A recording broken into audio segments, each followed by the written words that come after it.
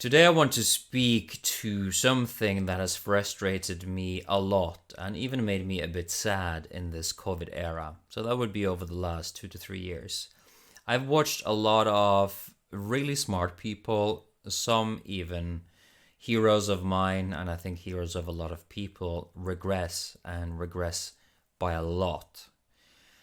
They don't seem to be operating along the rules of logic and reality anymore. The strangest thing is that they are accusing others for being conspiracy theorists, deluded, irrational. There's something going on here that I'm going to spend some time on looking at today. I'm going to be looking at the interview that Patrick Bet-David of Valuetainment just did with Neil deGrasse Tyson. I watched it this morning. Tyson has never been a hero of mine, but he's been a hero of a lot of people. And what he said I found to be utterly baffling and completely in violation with the facts and the science. And, well, if you're here for that, then let's dive in.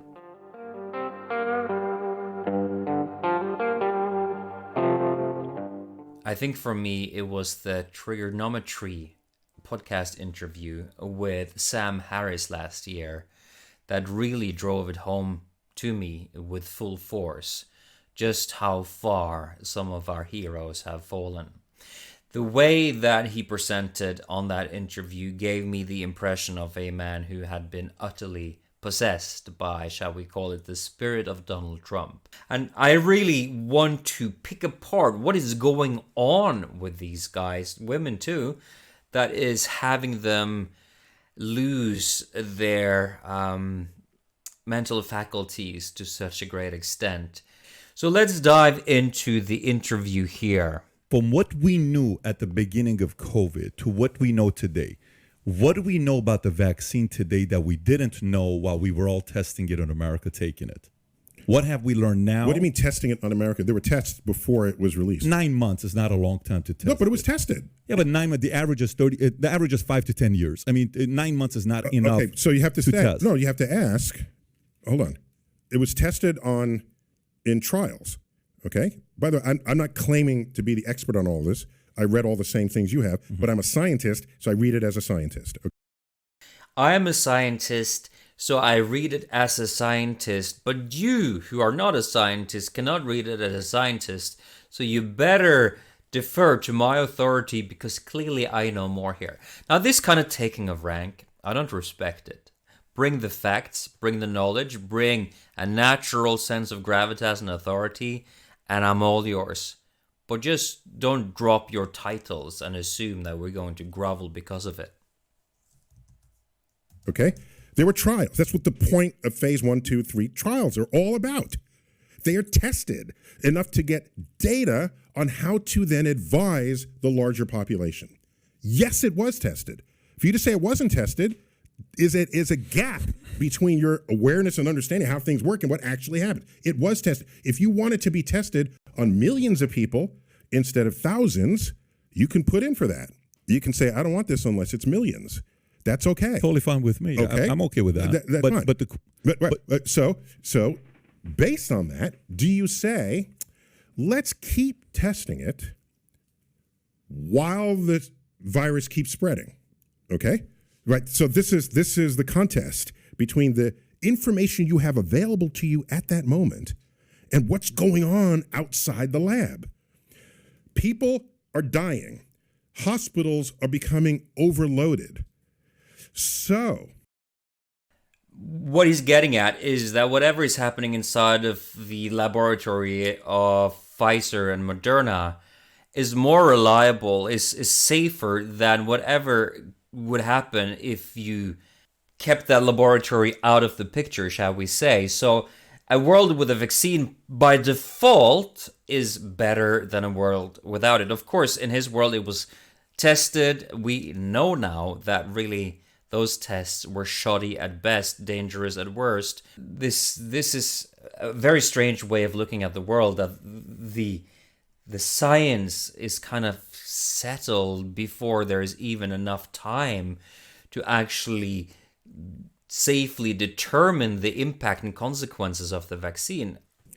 Do you say we have good data on the 1,000 It's not yet at 1 million, in case you wanted 1 million. Are you going to say, let's still do it on another, let's wait another 6 months so we get another 1 million in here? Will you do that as a public health professional? No, I would have said, allow the individual to still have a choice that's okay with 1,000 instead of a few million. Leave the person have the choice. Not force him to take it or else you're going to get out of the Marines and you've been doing this for 14 years. Not force him to take it or else you have to quit your job as a nurse. There's a public health force versus there's a choice. There's a public health contract that you have signed implicitly as a citizen of a country where in part we depend on each other for health, our wealth, our security, and the like. And that contract is, in the best scientific evidence available at the time, if you do not get vaccinated, you will put other people in this organization at risk, and that organization does not want to take that risk. So you do not have this job anymore if you decline it. So he's talking about the public social contract. The past track record of the pharmaceutical companies indicate that they don't care about their end of that public social contract. They have been fined into the billions of dollars for unethical practices. Of course, the kinds of horrors as a consequence of badly developed drugs and vaccines in the past, they cannot be understated, like the thalidomide consequences of babies being born completely without limbs. And there are so many examples of this happening, but somehow I think what he's suggesting is that Pfizer takes this public social contract very seriously, but the people who don't agree to being forcefully made a customer of Pfizer, they're not holding up their end of the bargain.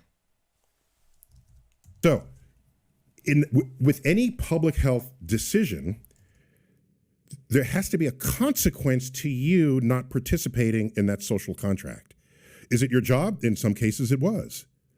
But no, we're not going to have the army bust into your home and force a needle into your shoulder. That's not going to happen. We pretty much did that. Well, only put your job at risk, yes. Yeah, 67% of Americans. Only put the job at risk. What's the big deal? Took the COVID. That's force. That's not a choice. That's a lot of force and coercing and pushing going on. But you can't go to the school unless you're vaccinated against mumps. I think that's bullshit. That's a different country. Yeah, but okay, would you want a country? No, America is supposed to be the one that offers the most freedom. That's what America is supposed to be. Yeah, okay, so watch. So for example, if you use that argument, somebody may say, well, freedom of choice, I want to choose what I want to do with the body. You're right. What body? If you want to get an abortion, it's your choice. Your own body. If you want to get an abortion, get an abortion. If I want to get the vaccine, I get to choose. So you can't force. If I can't force you to get an abortion, you shouldn't be able to force me to get because it's not about you. It's about people you interact with, and that's the social contract of public health. We don't even know if the vaccine worked or not at the time. Yes, that's what the trials are, dude. That's why these trials. Are you missing data out there? But let me.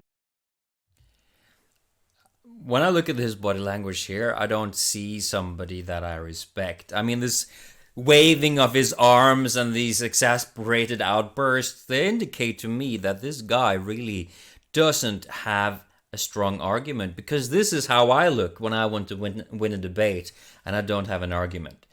Again, bring me the facts, bring me your knowledge, bring me your authority, your natural authority based on knowing what you're talking about. I really want you to look carefully at his mannerisms from here on out. I'm going to remove myself.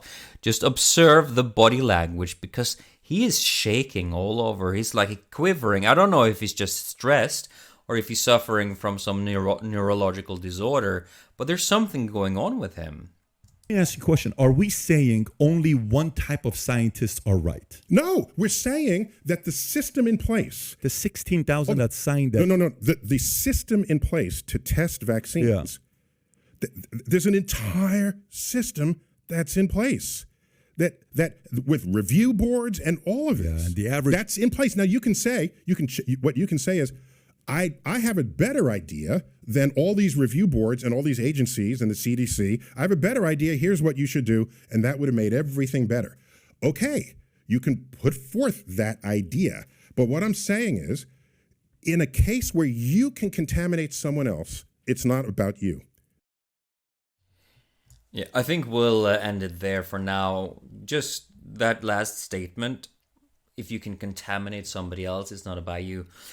This for me is a very scary statement coming from somebody who is well respected, because really that's the kind of statement that we've heard in times gone past from autocratic leaders and rulers, governments that have been foreshadowing some kind of atrocity or even a genocide against a population group.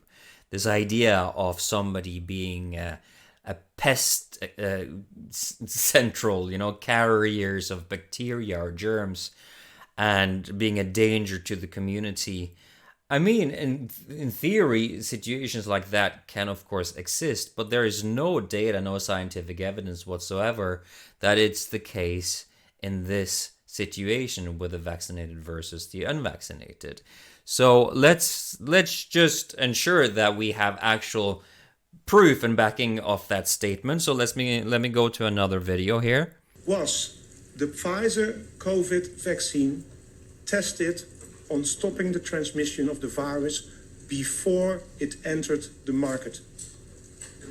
If not, please say it clearly. If yes, are you willing to share the data with this committee? And I really want a straight answer, yes or no, and I'm looking forward to it. Thank you very much. Regarding the question around, did we know about stopping immunisation before it's entered the market? No. We had to really move at the speed of science to really understand what is taking place in the market. And from that point of view, we had to do everything at risk. I think our Dr. Bourla, even though he's not here, would turn around and say to you himself, if not us, then who? Dr. Okay.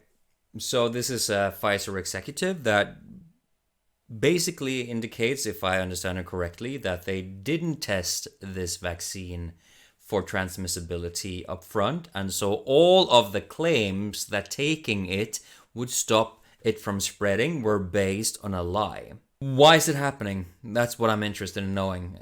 Are they paid to lie? It could be. I don't really have that sense when Neil deGrasse Tyson. Is he threatened? I don't know. He looks very stressed. Is there consequences for not making a good figure in the podcast? I would doubt it. I don't think that's how this works. Are they brainwashed? Maybe. I think modern academia and the so-called rational fields are ripe with indoctrination and brainwashing at this point. I think for him, it's a mix of professional pride, of having lived a life in the public awareness where he's used to being treated with a great deal of respect. And so there's a level of ego and a level of identity around being the authority figure. And Patrick Bet-David is respectfully challenging him on his take, and he doesn't take it very well. So I think that's a first indication that it's something around his identity. I think as well that there's a trend, I would say, a tendency in our culture right now that the scientific disciplines are increasingly compromised by ideology. And if you have been raised and educated into a scientific discipline and mode of inquiry, then I think it's hard to accept that your field has been corrupted by ideology and worse. And so I think it's hard for them to humble themselves and say, hey, our scientific field has been utterly mangled by ideology, by people like Fauci, who's just spouting all kinds of things that he basically made up himself or took from some backwater university intellectual and used that to build up a whole narrative that was completely unsubstantiated. We see this kind of thing, but it's hard to really accept that it's happening. So I think there's like a fight response. I want to fight for the pride of my academic discipline. But the last thing, and I think this was demonstrated with Sam Harris, that I'm actually questioning if there's something spiritual happening here, in the sense that these are people who identify as rational, as atheist people, but you cannot get rid of spirituality. And so the problems that atheists are increasingly facing is that the arguments, their so-called rational arguments, are being made along the sort of the vector of some kind of hidden religious structure. They do believe in a God. It's just not the Christian God. They do believe in good and evil, right? But they don't admit that they do. I don't see that they do anyway. And so for me, atheism is clearly at this point a religion where everyone who belongs to the religion don't know that they belong to a religion. And when that happens, I think something very dangerous happens in the human psyche. And when Sam Harris is so flippant about children dying, then I'm willing to take a big step and consider that maybe what's going on for some of these people is demonic possession. And this may sound outrageous for some of you, but I've been working in my professional work. I've seen demonic entities. I've seen it in my private life. They're very real, and they are deeply destabilizing to the psyche. And they take over the psyche. So the person, the vessel for the demonic entity, actually becomes something completely different. And I think there is a spectrum of degrees of demonic possession. And whether it's happening or not, I think it's something that we seriously need to consider, because these are people who completely deny the evil in the world, and that they have the truth, and that everyone else who points to evil in the world is a disinformer and some kind of nutjob, and clearly they are wrong. Clearly they are wrong. The facts speak for themselves. And so why are they so convinced and so animated in their conviction about the thing which is false?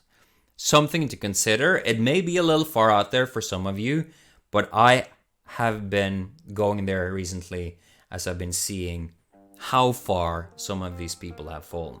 And whatever is happening, I don't expect that it will stop anytime soon, and that in these coming years we will need to find new ways of really identifying to reality that uses a multidimensional human apparatus, intuition, spirit, intellect, all of these things, to really learn how to navigate the world in a sovereign way and not depend on experts and authorities who have completely lost their way.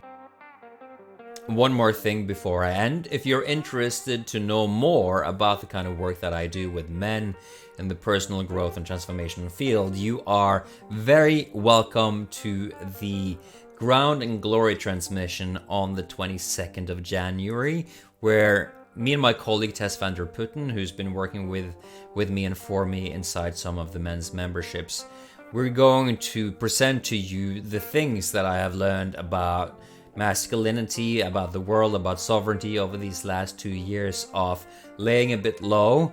We will do some very powerful embodiment work, ritual work with Tess, and we're also going to go through a group coaching segment.